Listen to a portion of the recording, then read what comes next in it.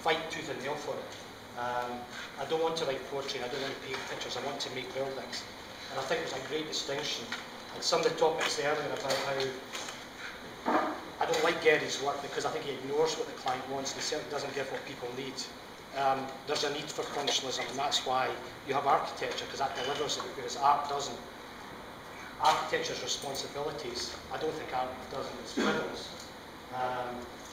So what I want to do to defend that position is I'm going to use an intricate triptychs, the idea of 3 images. And the images respond to the brief that Sean gave me. He did suggest we only had 100 words per image, and I took that literally. I'll now ignore it, because obviously we can't. Or I will, unless you tell me to shut up. My first image is titled Prophet, and it's an image of a great thinker and a doer, someone that had practical application as well as great thought, was Patrick Geddes. So Geddes is the prophet, and I think if you're interested in the persistence of an idea, you couldn't get a better role model, because he sustained the ideas and values he had as a youth right through to his death and applied them consistently, without mercy. He was ruthless in this endeavour and applied it generously to the world, because as well as being a Scot, he was an internationalist.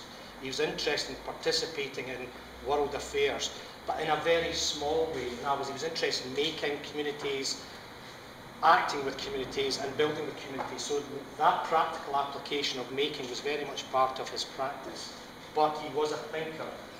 One of his great mottos are, by living we learn. So in other words, you can think all you like, but if you don't act, you're halfway there. You must apply what you know in real life situations. So Geddes is important, and we all need a prophet and a visionary, and Geddes was that man. My last point on Geddes was, some say of him, you could make young men dream dreams and old men have visions. And that's this notion of your lifespan, your life experience, your education, if you want to call it, doesn't just go through a certain stage of life, it's continuous. So that's Geddes. I'm not a technologist, which one do you prefer? So our second part is, authenticity. It's an image of a book. And again, when you talk about resistance and persistence, they're only words. And yes, you love getting the meanings. The dictionary says this is what this all means. Well, that's meaningless unless you apply and learn from it. It's not knowledge, it's knowledgeable. It's about applying and understanding and using. So I thought I'd bring the real article along because it's important to be authentic.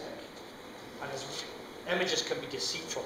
It's, it could be propaganda or whatever. It can be a very distrustful tool.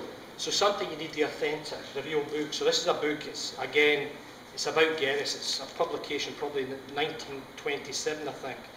And what's important about it, it's fallen apart. It's to be used. It's not a precious object, but it's an important object. It's been through many hands, so it's been passed on. It's like a tradition, passed on from one person to the next. And I sometimes wonder who had it before me or who had it before them, and did they apply any of it? I mean, it's full of great ideas, incredible ideas, practical ideas, useful ideas, relevant ideas.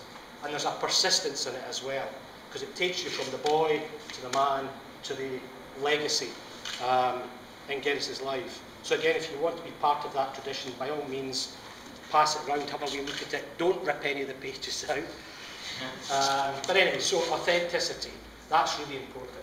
And can you do the third one? Yeah. This is a brief talk. The other one's called action. It's about, I don't care what, as architects I have a distrust of this fantasizing about ideas and theories and grandiose, iconic buildings. I suppose you can have